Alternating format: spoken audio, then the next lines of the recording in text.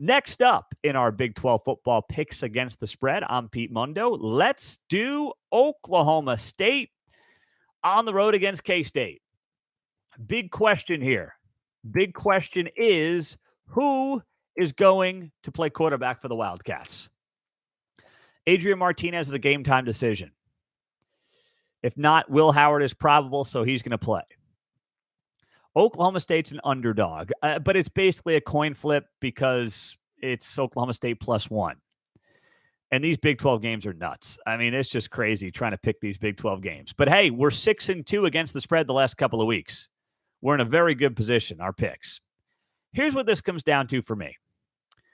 Mike Gundy, here's a stat for you. Mike Gundy is 15-2 against the spread as an underdog since 2018. He is now an underdog for the fourth time in 5 Big 12 games this season. He's 3-1 in Big 12 play, despite being an underdog in 3 of the 4 games thus far. This weekend makes it 4 of 5. For whatever reason, there's no respect for Mike Gundy and the Oklahoma State Cowboys this year. I don't get it. I can't understand it.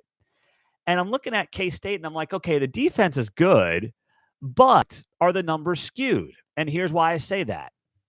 Are the numbers skewed because K-State has only played one team in the top half of the Big 12 in points per game? Has that possibly skewed their defense that is ranked second in the Big 12 in scoring D?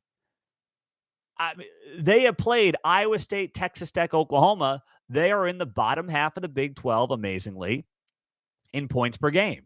Has that skewed what we perceive this defense to be? I think it's a good defense, but is it the defense that we all believe it is?